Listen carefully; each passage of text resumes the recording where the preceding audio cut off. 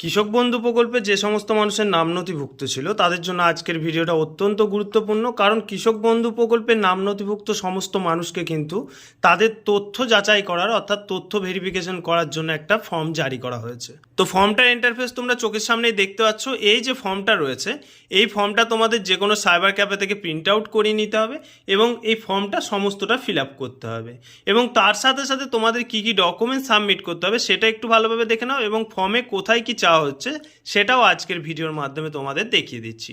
তো তোমাদের যে ডকুমেন্টসগুলো সাবমিট করতে হবে তার মধ্যে রয়েছে আধার কার্ড, ভোটার কার্ড, ব্যাংকের অ্যাকাউন্ট এবং জমির পর্চা, ওকে, এবং রেশন কার্ড। এই ডকুমেন্টসগুলো তোমরা অবশ্যই জেরক্স করবে এবং এই ফর্মটা তোমরা অবশ্যই প্রিন্ট আউট করে নেবে। তো প্রথমে দেখে নাও কৃষক বন্ধু আইডি।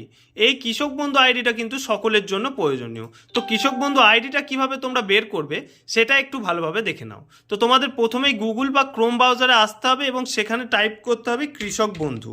কৃষক বন্ধু কৃষক বন্ধু টাইপ করলে প্রথমে যে লিঙ্কটা দেখতে পাচ্ছ এই লিঙ্কটায় টাচ করবে। এই লিঙ্কটায় টাচ করলে তোমাদের এরকম একটা ইন্টারফেস খুলবে, এখানে একটুক্ষণ ওয়েট করে নেবে। এবার দেখে নাও এই যে নথিভুক্ত কৃষকের তথ্য, এই অপশানটায় টাচ করবে। এই অপশানটায় টাচ করার পর এখান থেকে সিলেকশন অপশানে টাচ করবে। এখানে তোমাদের অনেকগুলো অপশান রয়েছে, তার মধ্যে সকলকেই বলবো আধার নাম্বার থেকে ডাইরেক্টলি সার্চ করবে যাতে তোমাদের সমস্যা না হয়। তো এখানে আইডিটা অর্থাৎ আধার নাম্বারটা তোমরা ইনপুট করবে। আধার নাম্বারটা আমি এখানে ইনপুট করে নিলাম, ওকে। এরপরে এই যে ক্যাপচারে দেখতে পাচ্ছ আই এম নট রোবট, এটাই টাচ করলাম এবং খানিকক্ষণ ওয়েট করতে হবে আমাদেরকে এটা ভেরিফাই করার জন্য। ভেরিফাই হয়ে গেল, ডাইরেক্ট সার্চ অপশানে টাচ করলাম।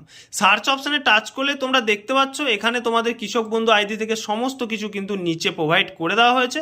অবশ্যই তোমরা এখান থেকে তোমাদের কৃষক বন্ধু আইডি এবং কেবি আইডি, ভোটার নাম্বার সমস্ত কিছু কিন্তু দেখতে পেয়ে যাবে। তো সকলকে বলছি যেভাবে আমরা দেখিয়ে দিচ্ছি ঠিক সেইভাবে তোমরা প্রসেসটাকে ফলো করবে এবং তোমরা তোমাদের যে ফর্মে কৃষক বন্ধু আইডিটা চাওয়া হয়েছে সেই আইডিটা এখানে লিখে দেবে। এতদূর পর্যন্ত হয়ে গেল। তারপর ফর্মটা পুরোটাই বাংলায়, তাই কোনো অসুবিধা হওয়ার কথা নয়। তারপরে যদি কোনো অসুবিধা হয় অবশ্যই আমাদের কমেন্ট সেকশনে কমেন্ট করবে, আমরা তোমাদেরকে হেল্প করার চেষ্টা করব। তো ফর্মটা অবশ্যই তোমরা ভালোভাবে ফিল আপ করবে।